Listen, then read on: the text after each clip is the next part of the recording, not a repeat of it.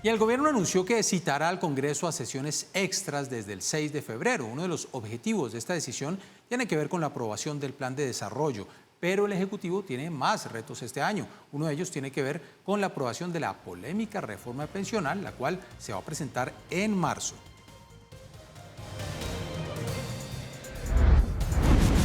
Uno de los principales elementos que va a tener el ámbito doméstico en el año 2023, por supuesto el ámbito económico y el ámbito político, son las reformas que va a pasar el gobierno, va a intentar pasar el gobierno de Gustavo Petro en esta legislatura, en la primera legislatura que se va a iniciar en unas cuantas semanas de este primer semestre del año 2023.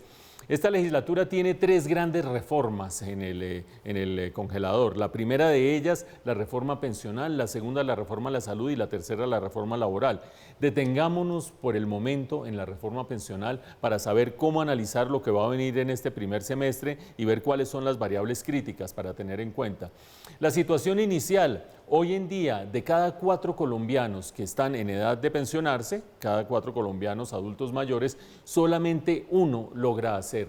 3 de cada 4 colombianos que están en edad de pensionarse no tienen ninguna ayuda de parte de un sistema pensional, ni público, ni privado, ni nada parecido, y dependen esencialmente de la caridad ajena y de algún estipendio menor de parte del gobierno.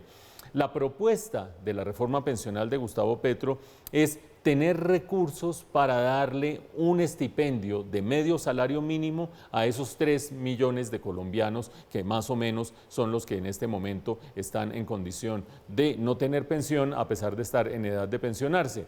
¿De dónde vendrían esos recursos? Hasta allí el objetivo parece plausible. ¿De dónde vendrían esos recursos? Lo que ha planteado por el momento el gobierno, pero falta ver cómo lo aterriza en el proyecto concreto, es que vendrían de los ahorros que tienen muchos colombianos en los fondos privados de pensiones. Se trasladarían recursos de los fondos privados de pensiones a Colpensiones y esos fondos serían utilizados por Colpensiones para financiar esa mesada que se les daría a esos 3 millones de colombianos, más o menos, grosso modo.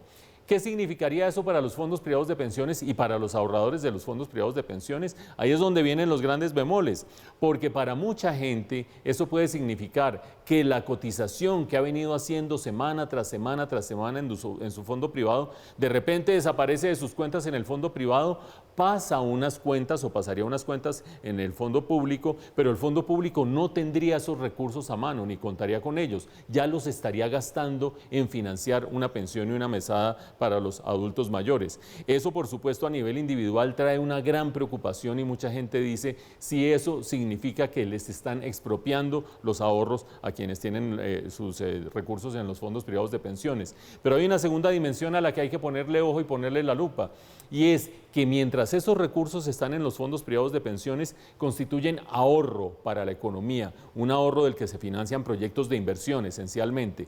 Si pasan a Colpensiones y se usan para financiar esa mesada, se convierten inmediatamente en gasto.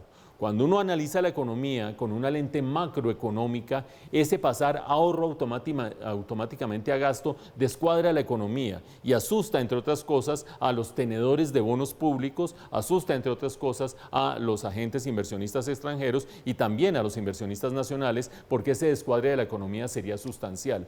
Habrá que ver cuál es finalmente la propuesta con que se iniciará esta discusión de reforma pensional en el Congreso para saber si exactamente lo que pretende el gobierno es llevar el umbral de pasar los recursos de fondos privados a fondos públicos a 4 salarios mínimos o un poco menos, que parecería ser lo que dice el ministro Ocampo. Amanecerá y veremos, pero ese es el gran tema de las reformas que tendrá por delante en las próximas semanas y en los próximos meses el gobierno en el Congreso.